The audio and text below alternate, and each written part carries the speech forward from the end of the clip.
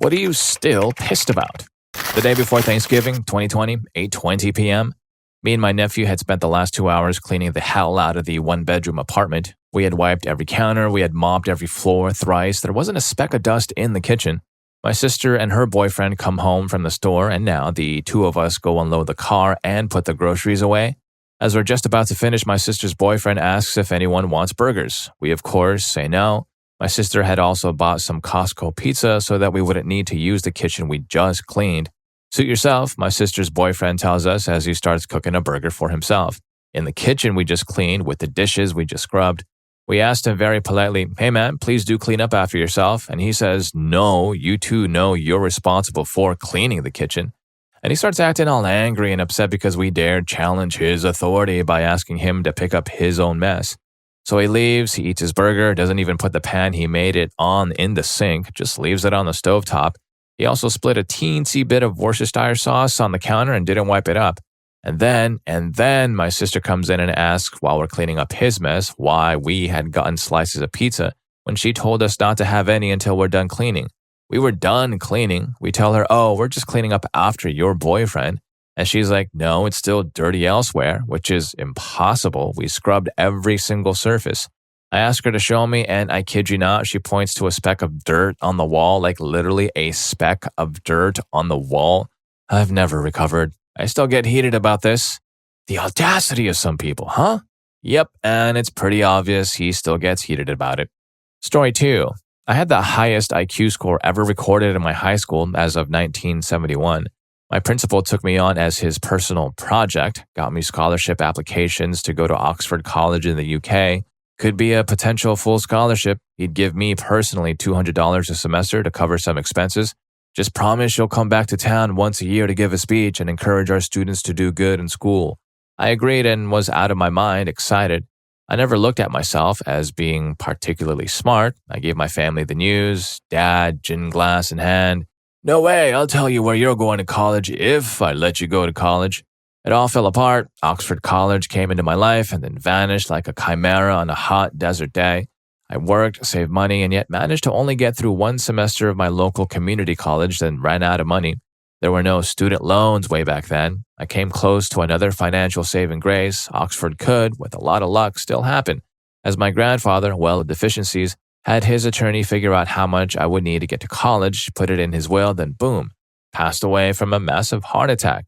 Dad hired a slick Chicago attorney, got my inheritance turned over to him 2 weeks before my 18th birthday. Oxford, who? The attorney sounded like a gangster on the phone when I picked up a call one evening. I told the attorney, "That's my college money." He had that rough guy voice, talked slowly. "Tough luck, kid. Some things don't work out too bad for you, bud, but here's what you do. When you have a kid, you take his college money. That's how it works." I managed to put myself through one semester of college, then ran out of money. "School's out forever" became my new life song. Yes, I'm still angry. No, I'm not insane about it anymore. Dad, fueled on gin, had a knack for taking a good thing and turning it into a nightmare in his personal life and business as well. As he aged, he got meaner and uglier, especially with my mother, who was about 5 foot tall and sweet as a cookie she baked. After several long phone calls from my mom crying her eyes out as he started to threaten her, "Be careful, you might fall down the stairs. There's no one here to help you." Mom said he told her that one afternoon after jumping out of the door at the top of the stairway and startling her. It was at this point I realized he was likely going to end her, make it look like an accident. He hired a contractor to sand down the wooden stairs, then finish them with multiple layers of a clear, slippery polyurethane finish.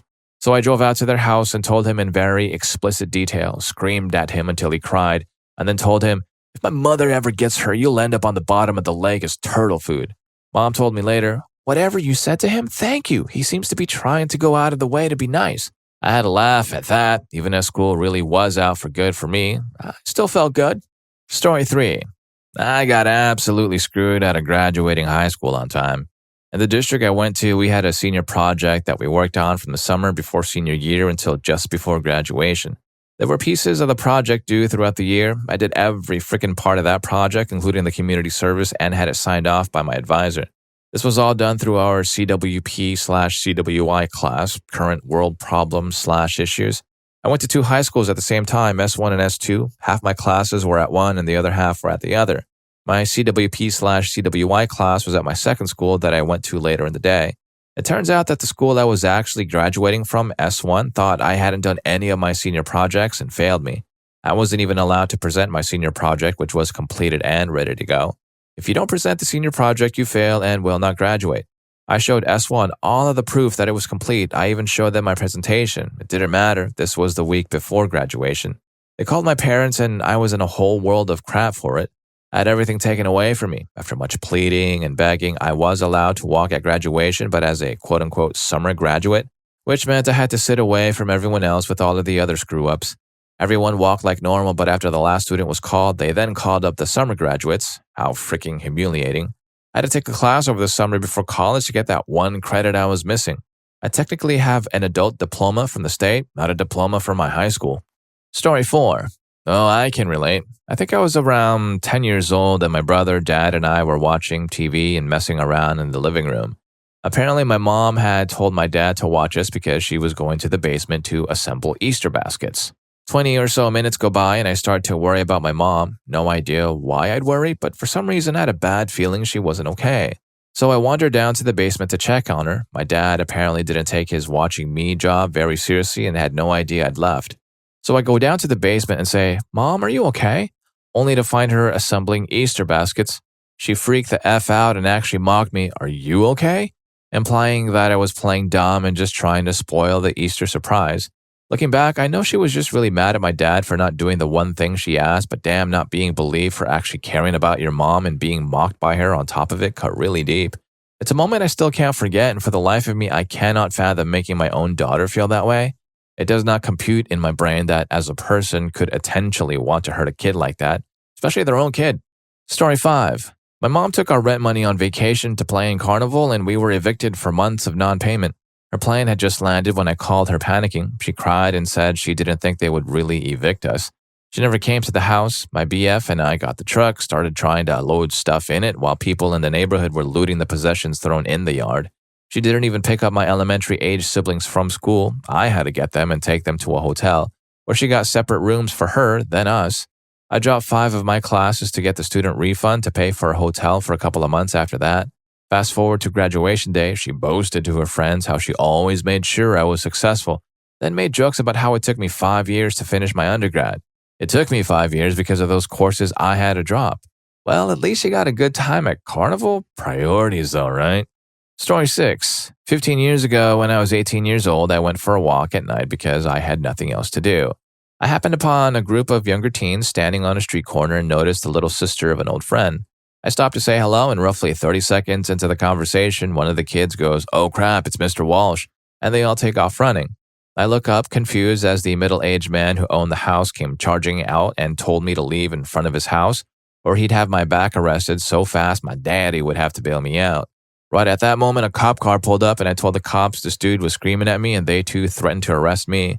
The very next day, I was sitting on my porch smoking when that schmuck happened to walk up and strike up a conversation with my neighbor while standing on my front lawn. It's been 15 years and I'm still angry that I didn't go out and tell that schmuck to get off my property, or I'd have him arrested so fast that his daddy would have to bail him out. Screw you, Mr. Walsh, wherever you are. Story 7.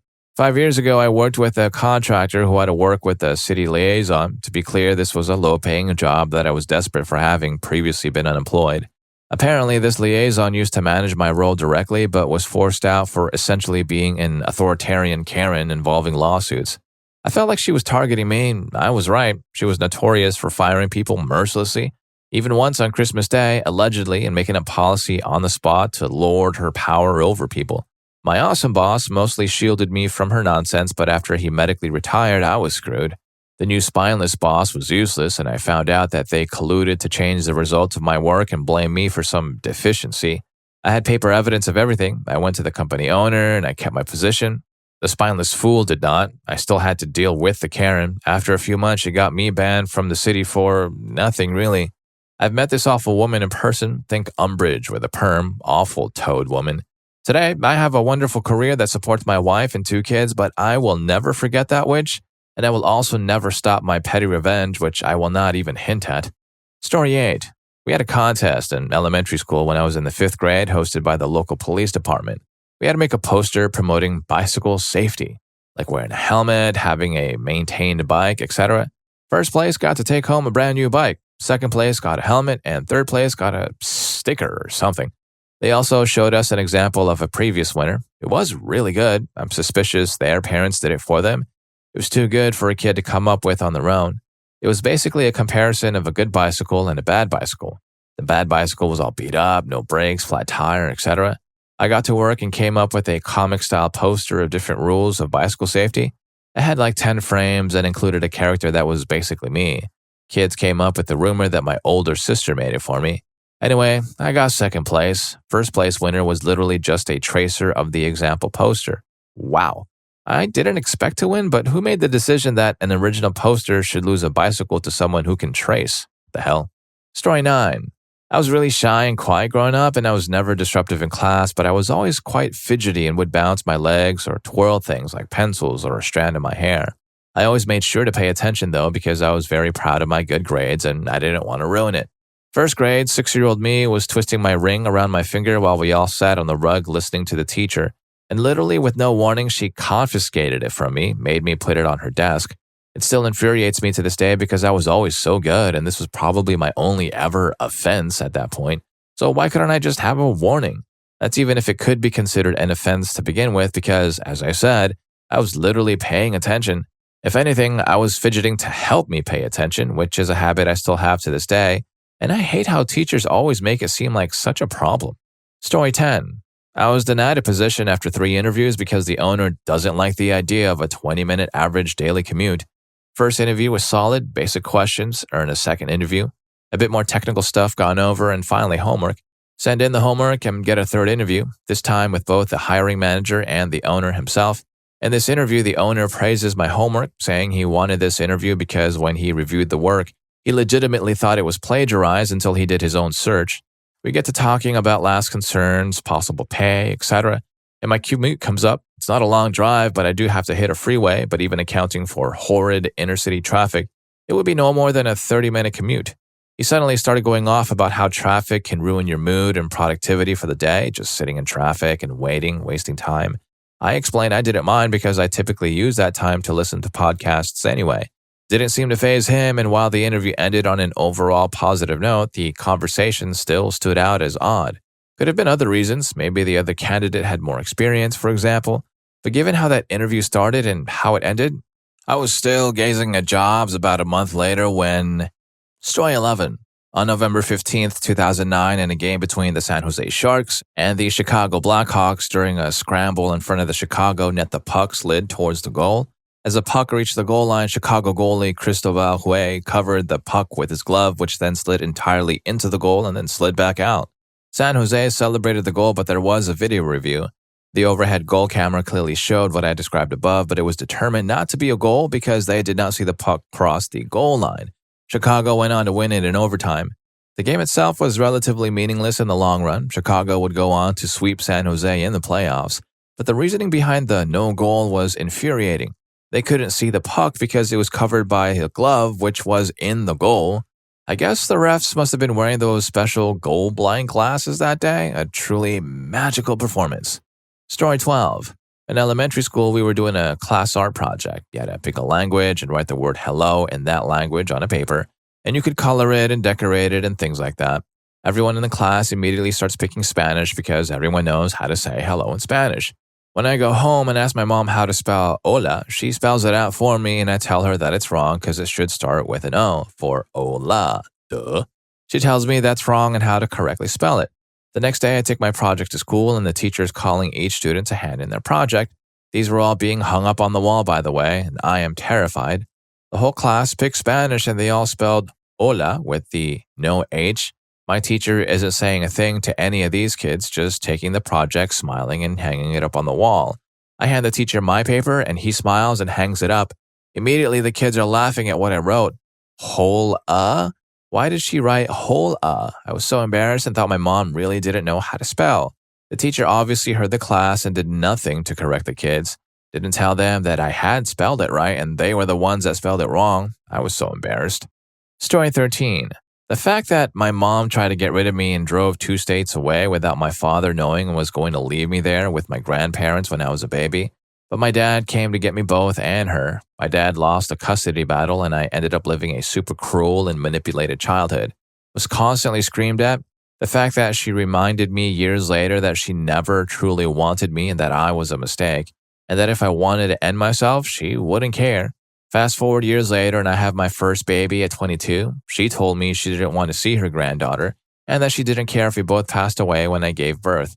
Then she showed up at my door 9 months later and asked what was wrong with my baby, even though she had a cranial helmet to reshape her head.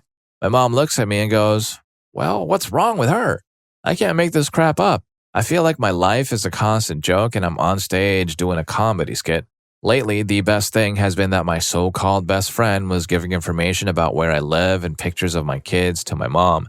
And apparently my mom stopped by my grandparents' house and was talking mad crap about me, saying I mistreat my kids, that I do stuff and drink and party, which, listen up, I don't do that. I'm a mom. I take care of my kids and play video games once in a while.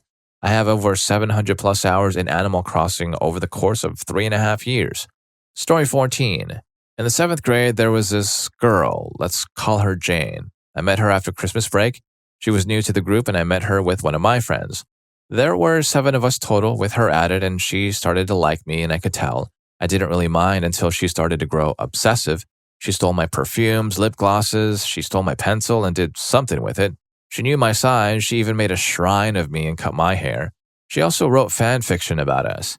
Me, Jane, and another girl we'll call Tara have a sleepover. Me and Tara got out of our minds while Jane didn't smoke. I was about 5'2" and decently strong for a girl while she was 4'11" and kind of weak.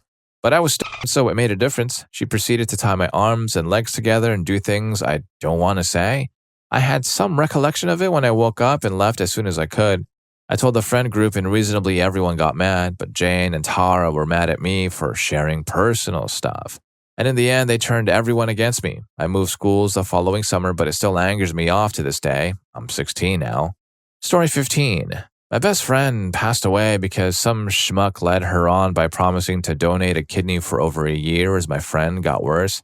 Only for the friend's partner to later tell my friend, yeah, about that, she doesn't want to donate after all since the doctor wants her to try to lose 10 pounds first. The partner was my best friend's other supposed best friend and he didn't tell her on his own. She had to come to him because she knew she needed to act quickly. She held on waiting for them for over a year and a half and told them repeatedly, "You don't have to, just let me know so I can move out and get better treatment." The fake donor would say, "Oh, but I love helping people, don't worry, I will." Bonus, they were her tenants in her house and knew if she had to move on with treatment elsewhere, the house would go for sale. So I feel they led her on to not have to move back to their families. Story 16. Back in undergrad, I worked at a retail store, the one-stop shop. I was hired in the photo lab department. I really liked it there, like the other people who worked there. We were a small team of 6 people, I believe.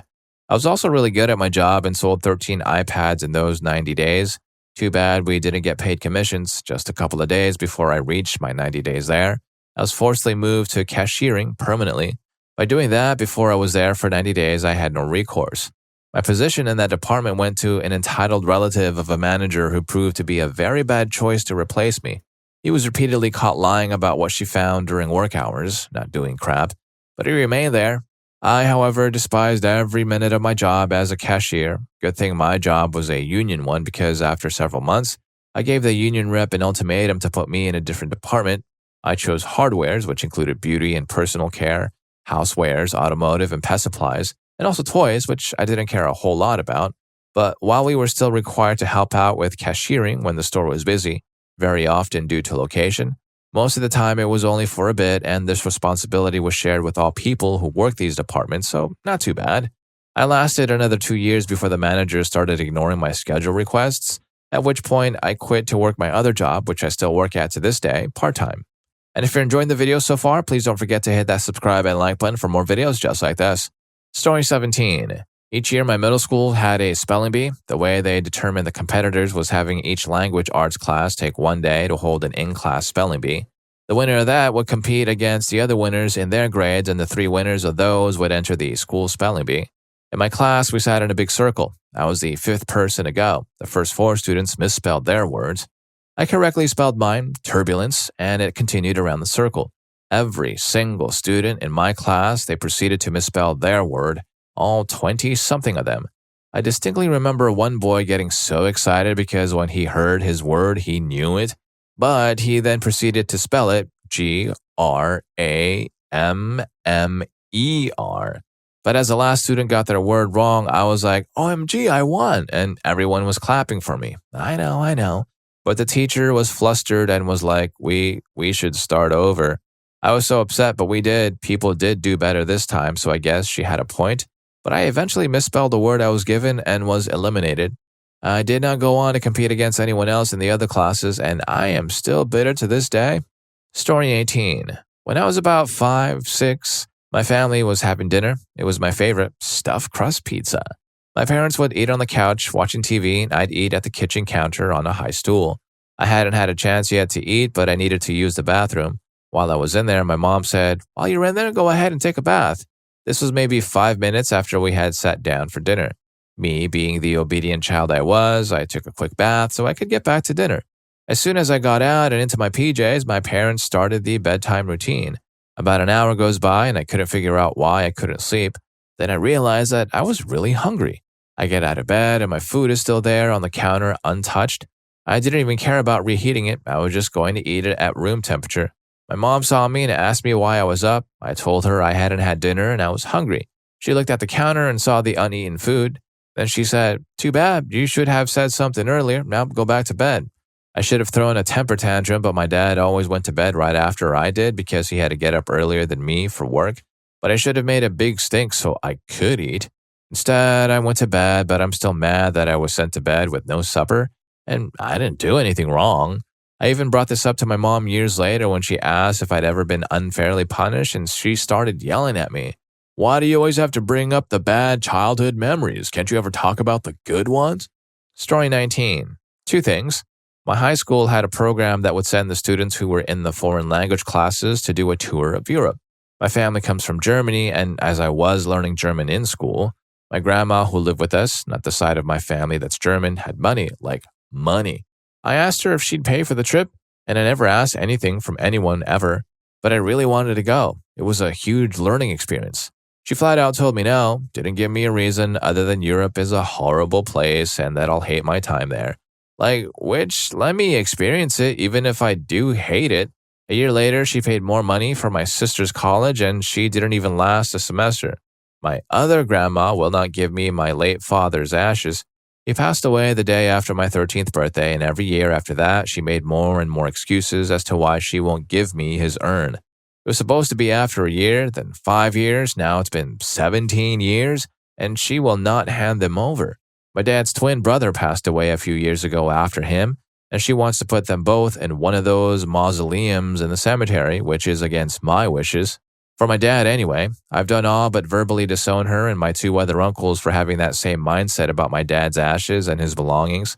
They want them, and I'm not allowed to have them. Screw grandmas, yo. Story 20. My classmate pestered me throughout elementary school until she moved to Norway for 3 years. We even went to the same kindergarten, where she would pick on me with her friend from time to time. The thing is, she would be nice to me for a couple of days, and during those times, I'd spend the whole day with her, laughing at her jokes and being totally cool with her. And I didn't learn anything. I knew she was only being nice for a short while, but I still wanted her to be my friend. But I wasn't the only one she pestered. She pestered all the girls in my class and had chosen me and another friend, let's call her Y, to be on her side. Basically, Y and I were the 2 girls who followed Regina everywhere and couldn't do anything. Whenever the oppressor, let's call her R, picked on me, Y had to do the same.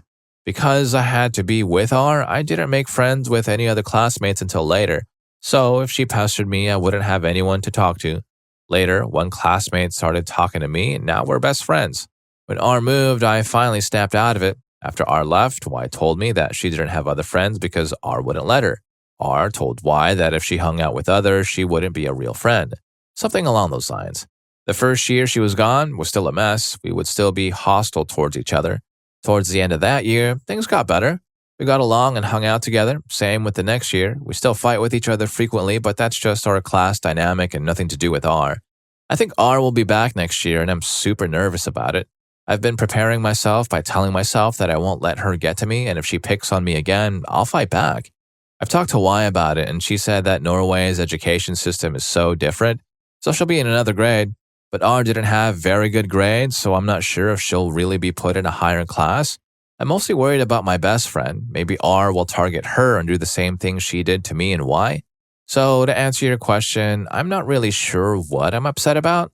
Maybe it's because I let R do all these things to me, or maybe because it's R did those things to me in the first place. I'm not sure.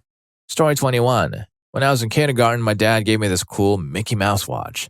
I don't know what it was, but I liked it and I wore it to school. The very same day I wore it to school, for some reason, my teacher confiscated it. I didn't think too much about it at the time. I was 5, so I thought maybe the watch violates a rule I don't know about. At some point, I ask her if I can have it back at the end of the day. She just shakes her head no at me with a stern look on her face. Me being a vulnerable kid, I took that as a final word. I went home and told my parents, and they were mad, but they have always been the passive kind to not escalate matters ever. Looking back, I can think of no logical reason as to why she should have taken that watch away from me. I wasn't distracted by it. It obviously wasn't offensive in any way, nor was anyone else distracted by it. That witch just jacked my watch, presumably to give to one of her kids. Mrs. Turner, if you're reading this, screw you. I was mad in 1998, and I am still mad. Story 22. Let me see. First, my brother deleted the game I loved playing because it scared him, even though he never played it. Still, to this day, I can't find the game even though I did everything I could think of. Second, the same brother ate 7 out of the 10 snacks our neighbor gave us, then gave 1 to my mom and 1 to me, saying there were only 3 of them. We found out how many the neighbor actually gave later on. Third, same brother again, broke a basket-shaped ceramic pot. I knew how much I would be devastated if something were to happen to it. Fourth, this time it's my other brother who blamed me and his big brother on stuff he had done and caused us to get yelled at for something we didn't do multiple times. Finally, fifth, Dad promised me and my brother in elementary school that he would take us to an amusement park we wanted to go once we got taller, saying we were too short for the rides. Now it's been almost a decade. Both me and my brother are in our high school, and now we have another brother. Still waiting for that day, Dad. Story 23. When I was 9, my parents had been hyping up my older brother and me to go to our first summer camp, a horse riding camp. My brother couldn't care less, but I was super excited. This was a huge deal for us as we were very financially challenged growing up. It was a personal dream come true. I was a huge horse lover and had been asking for a pony every year for my birthday since I could talk, according to my mom. I asked about the camp every day for a month, had my hat ready, and had been packed for 2 weeks straight. Then Hurricane Michael hit. Around that time, the brand new PlayStation 1 had been released. All of my older brothers' friends had one, but he didn't. Since he was the favorite, he always got his way. My mom had been saving for the camp for a while, and buying the PlayStation with all the games my brother wanted would be expensive. She didn't have enough money for both, but she had been planning to send us to the camp for months, so the answer was a hard no. My brother started complaining about the camp. Horses are smelly, horses are stupid and dangerous, and they paralyze Superman day in and day out. 2 days before the camp was supposed to start, we went to Circuit City. Think of the original Best Buy. When my brother saw the PlayStation 1, he had the biggest tantrum I'd ever seen in public. 2 hours later, we walked out the store with me crying because my mom had bought my brother a brand new PlayStation and 6 new games. She said she bought the PlayStation for both of us, but I never got to play it. The golden child never felt the need to share, and my parents never forced him to. I've never forgotten this, and I probably never will. I'm 26 now, and I'll scream this betrayal from the rooftops to anyone who will listen. 9-year-old me was wrong that day, and to this day, I've never gotten to ride a horse. I feel like I missed out on an important childhood experience, especially growing up in Texas, all because my brother was a whiny little monster and my parents were spineless. Story 24. My apartment complex had my car towed because I parked facing the wrong direction. As in, I backed in instead of pulling in. That's it. That's the, quote, crime. I've always backed in, making leaving in the morning easy and simple. Further, the parking tag I now have to pay $15 a month for, the one I get towed if they can't see it, that sticker is only visible from the front, designed to hang from the rearview mirror. They did not warn me before towing. Notice of the policy change was left on my door, but one of my kids grabbed it when they got home. Never saw it. No warning or notice that vehicle was to be towed. I had to be driven 30 minutes away. There's maybe 50 towing companies within 5 to 15 minutes of my home, and pay $280 cash only to reclaim my car. Found out per towing company, multiple apartment complexes in my area are now doing this. Supposedly, this is so police can easily scan or sense plates for stolen cars. Not anywhere you'd think to find a stolen car, but at apartment complexes? Aside from joyriders, who thinks anyone is stealing cars and just leaving them at an apartment complex? Say, a gated community, a complex you need to punch a code in to get into. Does that seem likely at all? Of course, apartments do have lower income families in most housing areas, so what are the chances this bizarre wrong direction BS is about stolen cars and not, say, revenue generation by ticketing expired tags and registration and kickbacks to sleazy apartments? Story 25. So, my mom is very conscious of how she comes off to our dad's side of the family. She tries to be social, but it comes off a little overly, but that's just how they think she is, and like she acts very conventionally likable. She's actually a complete introvert, so yeah, she puts on the little mask when we get there. With that all in mind, we're there, and like an hour in, and I, 16, spill my drink on the carpet. My mom proceeded to yell at me in front of everyone for some absolute BS, and we left the room to go talk about it. I was like, imagine they did that at our house. Do you really think this is something that seems like the reaction you're giving me? They have very young kids, too. I promise you their family is not as perfect as you think it is. We only see their family when we're there. I really don't care that you yelled at me in front of them. It's that you feel the need to yell at me over something like that, especially considering you try to hold up this impression. We could have just apologized to them and helped them clean it up. The mark will easily come out. She denies the impression, and I don't push with it, considering this reaction was literally most likely her still trying to maintain it. I tell her this reaction only makes it seem like you treat your kids this way in general over minor issues. We settled it properly. She seemed like she really understood and was listening the entire way. We hugged and all, but when we went back, they politely asked if everything was all good, and my mom responded with, "Yeah, she just said I shouldn't have said anything here. I should have said it at home." That's not what I said. Irked me for the rest of the day because I thought I conveyed my point well. Still freaking bothers me. Story 26. The fact that I could almost have had a kitten. To try to make a long story short, when I was 19, I dated a complete piece of trash who was controlling and cruel, who also happened to be apparently allergic to cats, but I didn't know that at the time of this incident. So anyway, me and the piece of trash, as we'll call him, were walking, and out of the bushes on the side of the street, I saw the sweetest, most beautiful calico kitten in my life. Me, being that animal lover that I am, had to psst the cat, and I did, and the precious angel baby came to me. It was the first time I ever had a cat come to me like that. It had no collar, and so I picked it up and was cuddling it as it purred in my arms. Then piece of trash started yelling at me to put the cat down and that if I don't, he's going to take it from me. So at the time, me being afraid of him and fearing for the safety of the cat, I put the cat back down. But then the cat kept following me, and once piece of trash noticed, he was about to hurt the poor kitten, but I told him I'd shoo the cat away so he couldn't harm it. So reluctantly, I shooed the kitten away, and I never saw it again in my life. Looking back, I wish I would have ignored him and taken the cat and walked home with it, instead of being afraid of him and listening to his every command. I would have loved that cat so much and given it a great home, and the even bigger slap in the face of this whole story is not too long after that happened. Piece of trash found a litter of kittens in his garage and took care of them, and even kept and named one while he gave the others away to his friends despite being allergic. Like, it's only okay if you get to have a pet cat, but I can't? Okay, cool. Sorry, rant over. Story 27. Here's the text with corrected spelling and grammar. My mom repeatedly took too much medication, accidentally, multiple times a day for a week straight, and acted like a total idiot, almost causing a fire and other serious damage to the house. She behaved like someone on a massive bender, and I had to monitor her nearly constantly that entire week to keep her from hurting herself. She was constantly screaming at me the whole time. When she finally returned to normal, she blamed me for the whole thing and accused me of stealing her medication. One of those days was my birthday. If you look in my comment history, you can see a comment I made during one of those days about how I had to sit there and watch her because she kept falling asleep and risking a hip dislocation.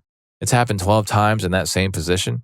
She was so out of it that she had literally forgotten how to urinate, so she sat on the toilet for hours while I woke her up every minute or so to get her to sit up. My mom took way too much of one of her medications accidentally every day for a week straight, including my birthday.